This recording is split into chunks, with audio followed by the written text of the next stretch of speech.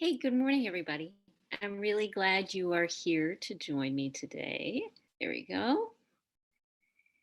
I'm Rita Hickman. I'm a body mind expert and a shiatsu massage therapist. But what I really do is I help women who are struggling or trapped in narcissistic or toxic relationships. It could be that you're considering a divorce, you're in the middle of a divorce, you're healing after the divorce. Maybe the narcissist is your mother, or you're being targeted at work by a coworker or your boss.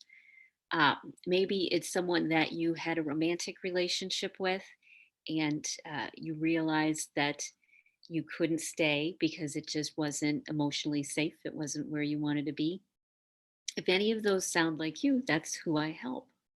So, today we're going to be talking about the chronic anxiety that's caused by a narcissist. Now, one of the things I have to explain first is what trauma is. Trauma is when you have an experience that you didn't expect, and that you had to suppress how you feel. You couldn't express how you felt, and and it didn't turn out well. That is trauma. Trauma is when something happens to you that you have to pretend that you aren't feeling what you're feeling. And what happens is those emotions end up kind of stuck and trapped in the body for a while. So every time that you have a traumatic experience, and if you've got a narcissist in your life, then you have had thousands probably experiences where you were having a reaction inside of you, but you couldn't show it. You had to push through anyways. Every time we have one of those traumas, if it's a new trauma, then it kind of creates like one landmine in your system. If it's a trauma that's being reinforced or you're reminded of a trauma, then it just makes that landmine bigger. It makes the physical space it takes up actually bigger in your body. So you have a lot of small landmines, and you have a lot of very large landmines. So when these traumas are reminded, or when you have to be careful of them on a regular basis, you start to become always on guard. You're always looking out for yourself. You're not able to relax because you've been taken by surprise so many times about things that you had no control over, that you can never let yourself be taken by surprise. So these are things that start to build up. And when we are resistant, when we are on guard so often, our body goes into a place of what's called fight or flight. Now, what fight or flight does is it suppresses our immune system, so it doesn't give us, as many challenges, and it surges adrenaline through our body.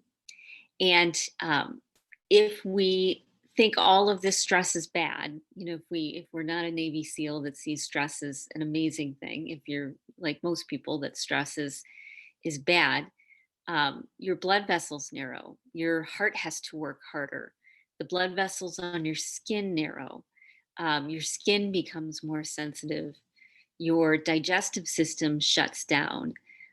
You have less of a variety of bacteria in your gut. You start to deal with poor blood flow to your brain, which then means foggy brain or migraine headaches or dizziness.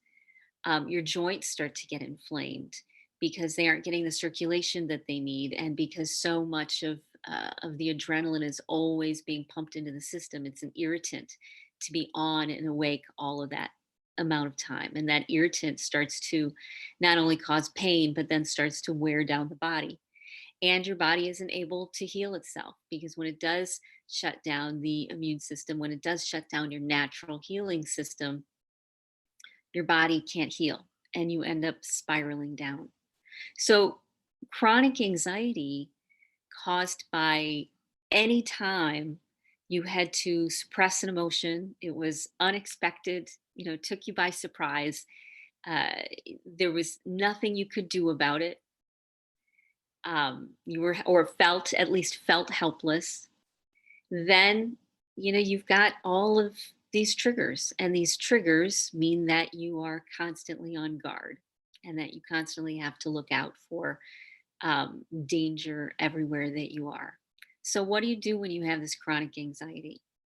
Well, one of the first things you have to do is start creating more safe spaces for yourself, more places where, even if it's just for a few minutes, you give yourself permission to not answer the phone for a period of 5 minutes, whatever wiggle room you think you have. If you think you have a few minutes either way, where, it's okay that you don't respond to something, then give yourself permission to do that. Give yourself permission to go someplace where you don't have cell phone reception. Give yourself permission someplace where you can't be found, where you, for just a few minutes, can take a break to yourself. You have to start giving yourself safe places and safe people. So we naturally, when we are more stressed out, we have the ability to identify people who are safe. Believe it or not, when we're under a high level of stress, people who are safe kind of glow more. And that's why, if you're empathic, you're generally fairly safe, and people are attracted to you in the first place. One of your challenges is that you don't have good discernment. But because of your kindness, because of your empathy, people can identify you as someone that is safe to be around, including the narcissist. That's why they've ended up victimizing you, because at the end of the day, you are probably the safest person that they know. So you have to start creating relationships where you can feel safe with another human being. Maybe it's with a therapist, maybe it's, getting regular body work or energy work, maybe it's one friend, but you have to start giving yourself experiences of safety. You have to start giving your body a break so that it can reclaim itself from that chronic stress. Once you start doing that, um, your the safe spaces get bigger and bigger and more often, because you gain confidence that you can get a break if you need it, that you can take a breath when you need to. It's having a conscious intention on your life. You want to feel safe, so you're going to create spaces and relationships that make you feel safe.